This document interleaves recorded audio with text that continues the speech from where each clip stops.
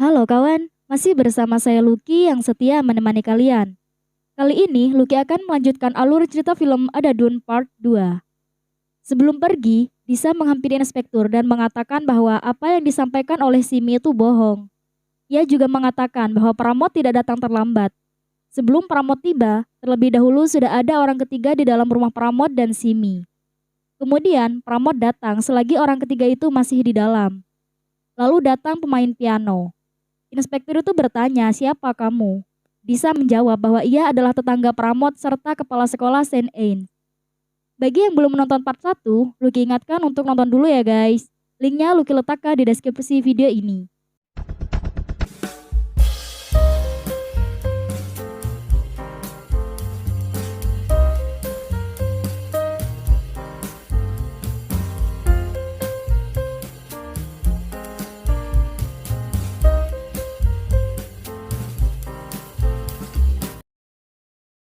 Inspektur tersebut meminta Disa untuk menjelaskan kejadian awal.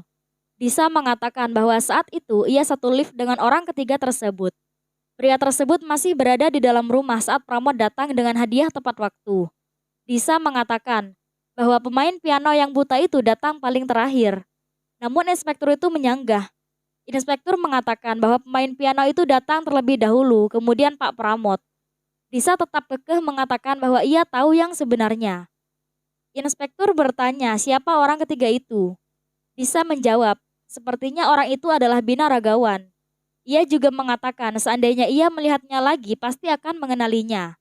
Disa menyarankan kepada inspektur untuk menanyakan langsung kepada Simi.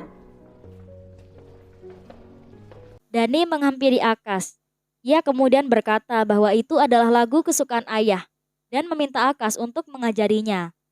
Di sisi lain, saat inspektur itu menghampiri Simi dan menjelaskan tentang apa yang dikatakan oleh Disa, Simi berkata dia pasti bicara soal minggu lalu tentang pria pengantar pizza.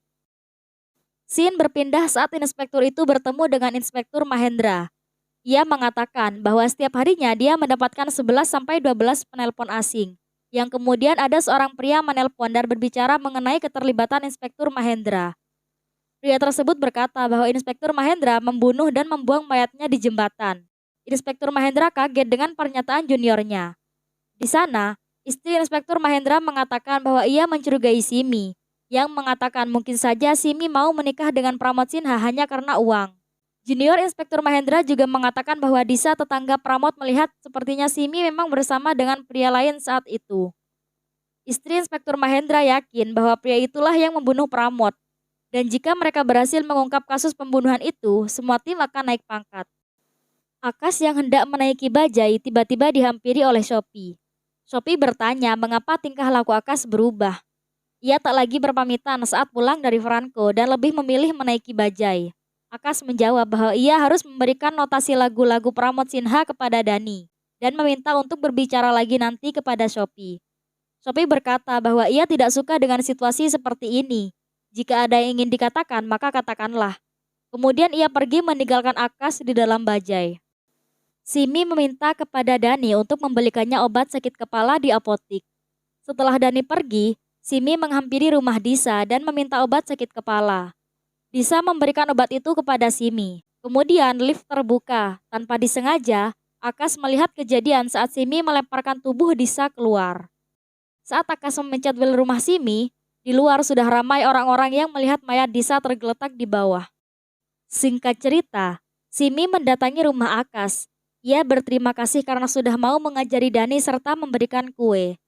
Namun, di sisi lain saat Akas memberikan minuman kepada Simi, Simi mencampurkan minuman Akas dengan racun untuk mengetahui apakah Akas benar-benar buta atau tidak. Saat Akas akan meminumnya, ia menjatuhkan gelas miliknya. Kemudian, Simi mengambil pistol dan memerintahkan Akas untuk membuka kacamatanya.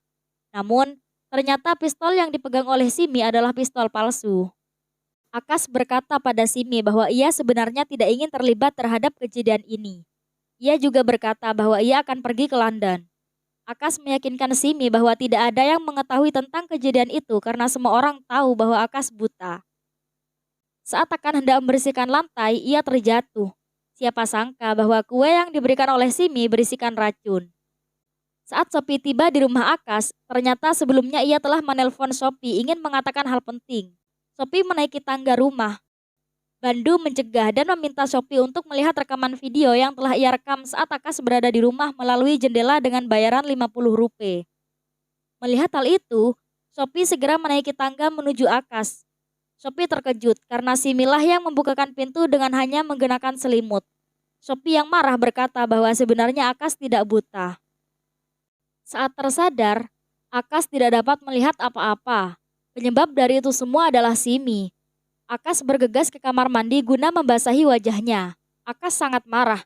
Ia bertanya pada Simi apa yang telah Simi lakukan kepadanya. Simi menjawab bahwa di media Akas telah buta selama 14 tahun. Kemudian Simi pergi. Akas segera menelpon Sophie, tapi Sophie tidak mau mendengarkan penjelasan dari Akas. Menurutnya, Akas telah melukai hatinya atas perbuatannya dengan Simi. Pada malam harinya, Inspektur Mahendra menjebak Akas, namun Akas melawan dengan memukul kepala Inspektur Mahendra. Ia kemudian lari keluar dari rumah dan pingsan di halte pinggir jalan. Akas diselamatkan oleh sopir bajai Murli beserta istrinya Saku yang diperiksa oleh seorang dokter. Ternyata Murli dan Saku ingin menjual ginjal Akas kepada dokter itu. Saat akan hendak dioperasi, Akas menolak. Ia kemudian mengatakan akan memberikan mereka uang 10 juta. Setelah Akas sadar, Akas membujuk mereka jika mereka mau membantu Akas, mereka akan mendapatkan uang 10 juta rupiah.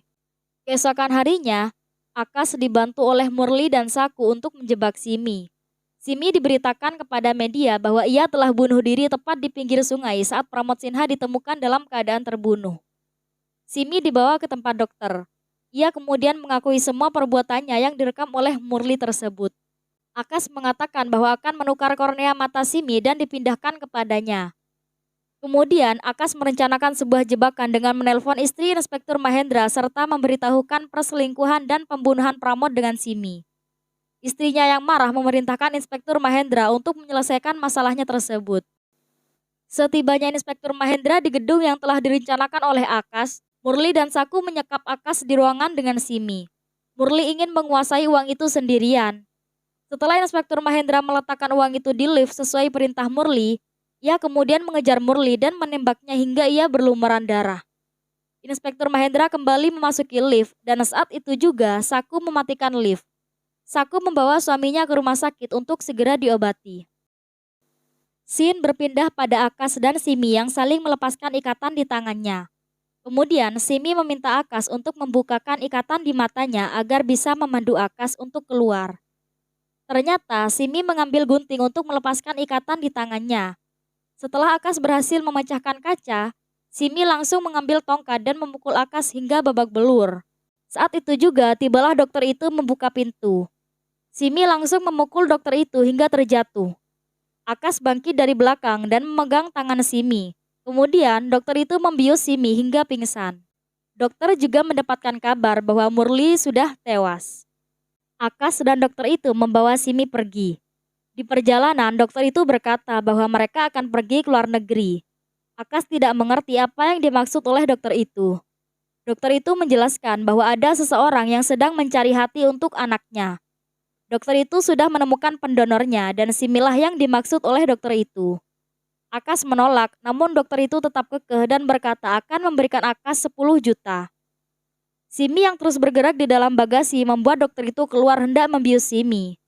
Namun siapa sangka, saat dokter itu membuka bagasi, ternyata dokter tersebut telah dibunuh oleh Simi dan Simi yang memegang kendali mobil. Di tengah perjalanan, Simi menurunkan Akas. Saat Simi hendak menabrak Akas, tidak disangka ada seorang pemburu yang hendak menembak kelinci. Kelinci tersebut lari dan melompat tepat di kaca mobil yang dikendarai Simi. Mobil tersebut terpental hingga meledak dan terbakar. Akhir cerita, Akas melanjutkan hidupnya di Eropa dengan masih berprofesi sebagai pianis. Ia masih tetap saja berpura-pura buta seperti sedia kala. Dan film pun tamat. Ending yang melegakan.